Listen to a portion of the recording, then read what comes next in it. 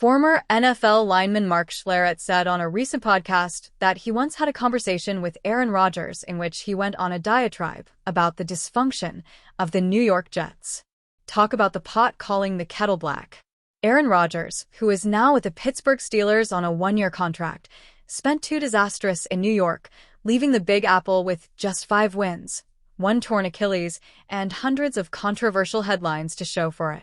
According to Schlereth, the seemingly perpetually perturbed future Hall of Fame quarterback vented to him about the schematic issues with the Jets' offense.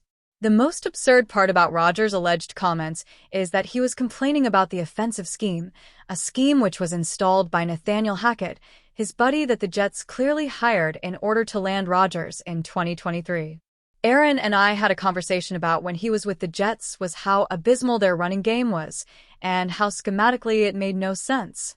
I started the conversation, and then Aaron went on for about a 25-minute diatribe on just their run game, Schlereth said on the Stinkin' Truth podcast.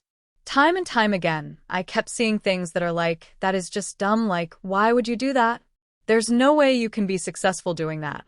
And so I asked Aaron about it, just about the run game in general, and I said, man, this is like it's really bad this. And he went on this diatribe just about, the dysfunction of what we're Jets trying to accomplish and all these different things. With Rodgers now in Pittsburgh, the Jets are turning to Justin Fields as their quarterback, who spent last season with the Steelers and started in 6 games for them. Coincidentally enough, the Jets will be hosting Aaron Rodgers and the Steelers in their Week 1 season opener on Sunday, September 7th.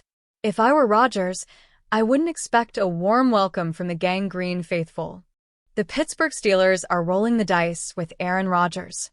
Most teams would have been ecstatic to add the quarterback 5 years ago, but after watching his public fallout with the Green Bay Packers and his struggles with the New York Jets, that wasn't the case in 2025. The Steelers, however, always seemed to think he was their guy. According to former NFL QB Mark Sanchez, Pittsburgh could be onto something. Sanchez recently said that Rodgers still has plenty left in the tank and his stats from last season weren't that bad. If Aaron can post those same numbers as with the 2024 Jets, that's a contender right there. All you gotta do is make the tournament. That's all he needs to do. That sounds easy, but the guy threw for almost 4,000 yards coming off an Achilles injury last year. He threw for a 63% completion percentage. 28 touchdowns, 11 picks, the guy has plenty left in the tank. That's after an Achilles.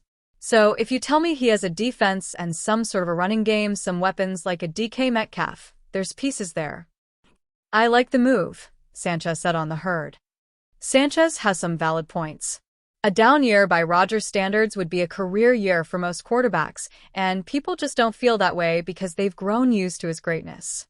Granted, Rodgers didn't look like a 4-time NFL MVP for New York, and he's 41 years old, but some players need more than 1 year to return to their former level after a major injury. Also, no one has been able to turn things around for the Jets. The Steelers will be a big question mark this season. Their offensive line is shaky, and they don't have many weapons in the passing game other than Metcalf. All that said, Rodgers is likely to be a first-ballot Hall of Famer and is arguably one of the most talented pure passers the game has ever seen, so there will always be the hope that he can do something special. The Pittsburgh Steelers quarterback situation has been one of the biggest storylines of the offseason. After waiting months for a decision, the team finally signed Aaron Rodgers to a 1-year, $13.65 million contract in free agency. However, could there still be moves for the team to make at this position, even though they presumably have their 2025 starter already in town? Behind Rodgers is a rather uninspiring cast that features Mason Rudolph, Skylar Thompson, and rookie 6th-rounder Will Howard. Should Rodgers struggle or get injured, the Steelers would be in a tough spot at quarterback moving forward. With that in mind, let's take a look at a trade pitch that would see Pittsburgh land Joe Flaco from the Cleveland Browns in a surprising AFC North deal. Steelers Joe Flaco trade pitch. At first glance, it may seem like the Steelers have no need for Flaco. Rodgers is starting, and if things go sideways, Rudolph can fill in for him. He did lead Pittsburgh to the playoffs in 2023, after all. But for a team with high hopes for the upcoming season like the Steelers, is that a contingency plan they feel comfortable with? The amount of time they waited on Rodgers indicates the answer is yes, but that doesn't mean they are completely off the quarterback market. If a deal were to fall into their lap like the one above, Pittsburgh's front office would be hard-pressed to pass up on it.